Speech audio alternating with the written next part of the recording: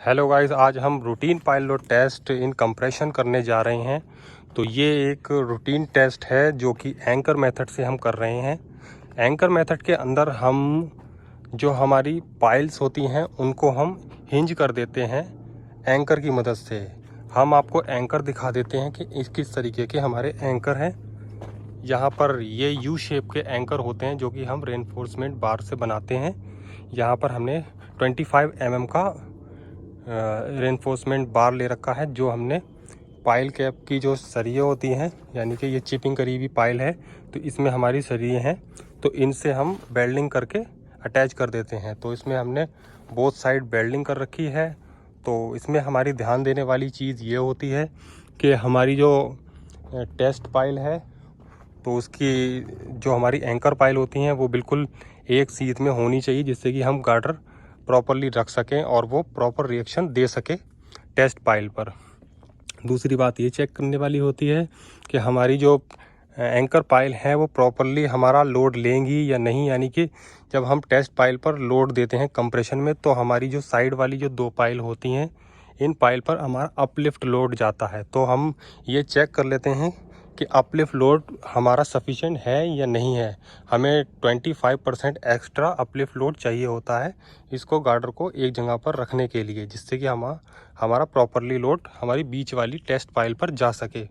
तो दूसरा पॉइंट ये हो गया है। और तीसरा पॉइंट ये कि हमारे जो हम एंकर लगाएं इनकी भी कैपेसिटी हमारी 25% टेस्ट लोड से रहनी चाहिए। तो इस तरीके के ये हमें पॉइंट ध्यान रखने पड़ते हैं। तो इस टेस्ट को करने के लिए हमने एक 12 मीटर का गार्डर यूज़ करा है। इस टेस्ट का हमारा सेफ लोड 430 टन है जिस पर हम वर्किंग लोड देंगे। तो यहाँ पर हमने इस टेस्ट को करने के लिए एक हमने जैक ले रखा है 800 टन की कैपेसिटी का, जिसके ऊपर हमारा ये बियरिंग प्लेट लगा रखी है हमने 25 mm की, और नीचे भी हमने 30 mm की एक बियरिंग प्लेट लगा रखी है जो कि स्क्वायर शेप में है। इसके नीचे हमारा पाइल हेड बनता है जो कि हम प्रॉपरली पाइल हेड बिल्कुल स्मूथ सरफेस बना लेते हैं। इन सरियों को हम इस तरीके से मोड़ देते हैं। और ये याद रखने वाली यहाँ पर एक पॉइंट ये होता है कि इन सरियों को हमें मतलब किसी गैस कटर या किसी हीट करके इसे मोड़ना नहीं होता है, क्योंकि हमें इस पाइल को यूज़ में लेना होता है क्योंकि ये एक वर्किंग पाइल है। तो हम इसे प्रॉपर तरीके से जेसीबी या किसी भी पाइप की मदद से इसको मोड़ लेते हैं और उसको फिर टेस्ट करने के बाद वापस से सीधा कर देते हैं। और एक पॉइंट ये भी है कि जब हमारा टेस्ट कंप्लीट हो जाता है तो एंकर को हम इस साइड से काटते हैं, एंकर की साइड से, जिससे कि हमारे पाइल के सरिये ख़राब ना हो। तो हम यहाँ पर एक हमने जैक लगा रखा है। जैक को हमने प्रेशर ट्यूब की हेल्प से हमने प्रेशर पंप से कनेक्ट कर रखा है। इसको हम हाइड्रोलिक पावर पैक कहते हैं। तो इसमें हमारा एक प्रेशर गेज भी लगा रखा है। प्रेशर गेज देख सकते हैं। प्रेशर गेज का हमारा लीस्ट काउंट जो है 20 kg पर सेंटीमीटर स्क्वायर होता है। तो हमारा जो ये जो साइड में जो होता है बाहर की साइड में, ये हमारा kg पर सेंटीमीटर स्क्वायर दिखाता है।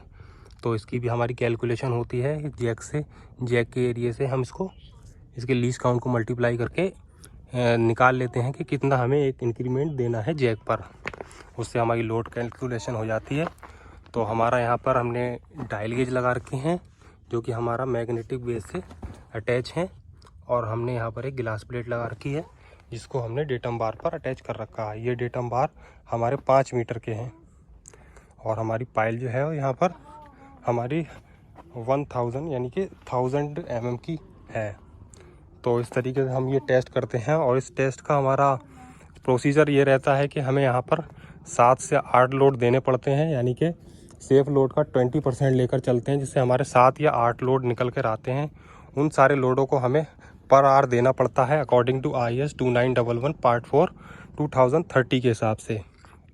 तो उसमें हमारे क्राइटेरिया में ये है, कोड में हमारा ये दे रखा है कि हमें हर घंटे में एक लोड देना है। अगर जब हम लोड देते हैं, लोड देने के 1 घंटे बाद हम जब रीडिंग लेने जाते हैं, जिसे हम मेंटेनिंग सेटलमेंट देखते हैं, तो वो अगर वो मेंटेनिंग सेटलमेंट यानी कि जो हमारा पहला लोड दिया उसके बाद 1 घंटे रुके, उस 1 घंटे के बाद में जो रीडिंग आई तो उस रीडिंग को हम जो पहला लोड हमने दिया था उस टाइम रीडिंग आई उससे हम माइनस करते हैं। वो उसका माइनस करने के बाद हमारा जो रिज़ल्ट निकल के आता है, अगर वो 0.2 mm या 0.2 mm से ज़्यादा है तो हम लोड नहीं देंगे, यानी कि 1 घंटा और रुकेंगे, रीडिंग लेंगे, उसके बाद हम लोड देंगे। यानी मैक्सिमम हम 2 घंटे तक एक लोड को रोके रख सकते हैं अगर सेटलमेंट हमारा 0.2 mm से ज़्यादा हो रहा है तो इस तरीके से हम 7 लोड डाल देते हैं।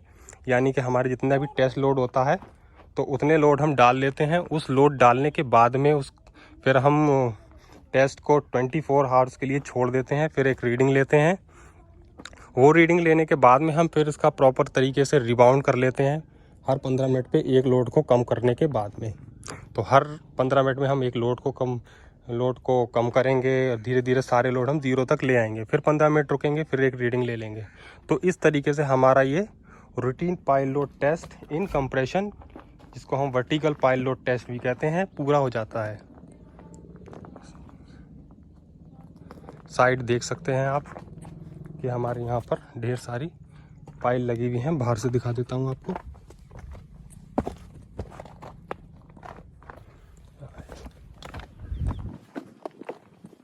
ये हमारा TFCC का काम हो रहा है, ये हमारी रेलवे लाइन है, तो यहाँ हमने लगा रखा है। इस तरीके का हमारा ये बाहर से सेटअप दिखाई देता है। अगर आपको कोई जानकारी समझ में नहीं आई हो, कोई भी इन्फॉर्मेशन चाहिए हो, तो आप कमेंट बॉक्स में अपनी कमेंट डाल सकते हैं। जैसे ही टाइम मिलेगा हम उसका जवाब ज़रूर देंगे।